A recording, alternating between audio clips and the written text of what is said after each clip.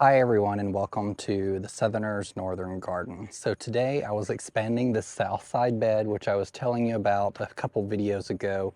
We are about to be approaching, and we kind of are already in because the days are a little cooler, planting season around Southwest Ohio. So this is a bed that I'm going to be renovating this fall. A lot of the plants are coming out. We're going to be replaced with some other ones that I think might perform a little better in these conditions. We're going to be redoing the drip irrigation. And so there's just a lot of steps here that I just wanted to kind of bring you along with. So I am a very big proponent, since I started this process last year, of the no-dig gardening bed. It has been one of the biggest game changers in my personal garden, and if you've never tried it, give it a chance. So essentially what it is you can put cardboard on the ground, but in areas that I'm going to be planting in fairly quickly, so this is going to be planted in the next month, I like to use Contractor's paper, which this stuff you can find at Lowe's. It's relatively inexpensive. Cardboard, of course, could be free, but this stuff is a little thinner, but it also does the job wonderfully. So it's intended to be that stuff that you put on flooring or countertops as a house is being renovated, to keep things from getting scuffed up, but it's just thick enough, a little thicker than newspaper. You could also use several layers of newspaper.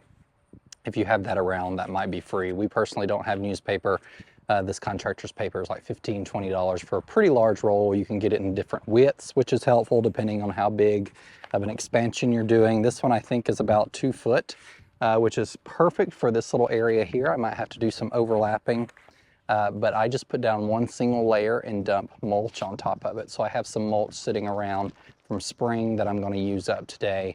And that way this will have a good month before I start planting in it. Now, where I expanded the bed here, I'm not sure if I will be doing any planting this season, but to the extent I'm not this season, next season it will be ready for planting some nice border plants or something. So I came through just a minute ago and moved out this metal edging, and you can see I don't have as much of a curve here. This curve I was talking about was really difficult to trim with the mower. It was a little too steep.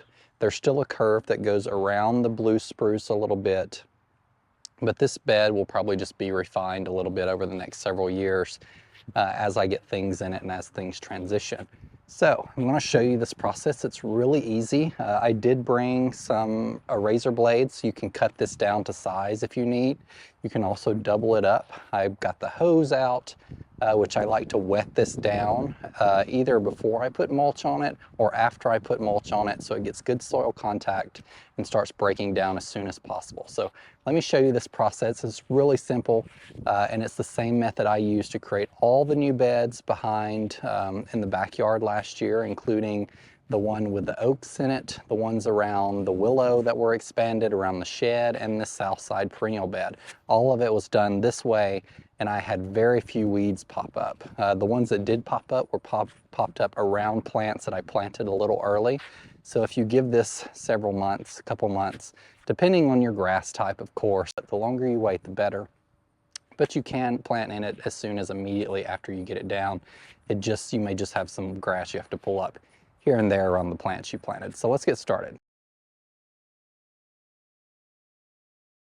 It is pretty windy today, so I would recommend you keep the bag mulch on hand, and you can just drop a bag on the end to keep it from blowing away, like that, and then I'll grab another one.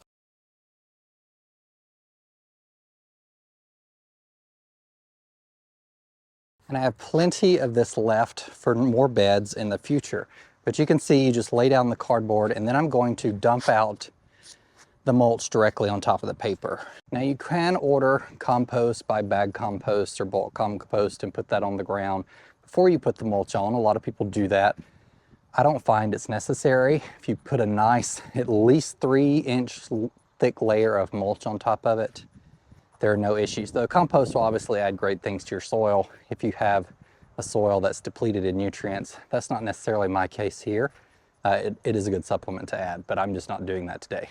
Mulch works fine. This is the same method I did on all the other beds last year. So we're gonna go ahead and get this put down, and then it'll look like it was expanded and never there, and you don't have to spray any weed killers or anything else. Really nice.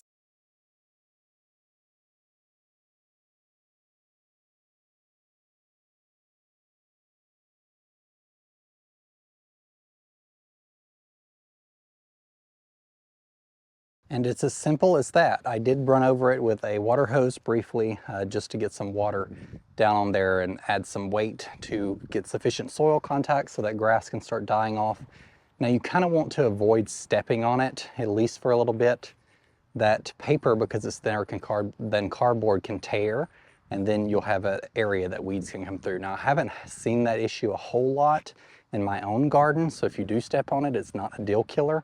But depending on which thickness of Contractor's paper you buy, because they have different thicknesses, they have a thinner one than this one and a thicker one. It just depends on which Lowe's or Home Depot you go to or big box store to purchase it. If they have a thicker paper, I might recommend that. It's a little more difficult to deal with because it wants to curl even worse than the lighter paper does. But otherwise, this is it, and we're done. If you have any questions, you can drop them below, but our next step is going to be removing plants. So I will, after the trash is picked up, I will start pulling out plants or transitioning some to other parts of the garden. And then we are going to pull out the drip irrigation that's in this bed because it's that spaghetti 1/4 inch issue. And I've worked on some pressure issues I've had with my drip system, which I'll go over in a separate video. And then we can get drip back in this bed. So all the plants that I put in will be happy as they're baking on the south side of the house. So thank you guys for joining me. And remember, in a world full of hate, be a light. Take care, everyone. Bye.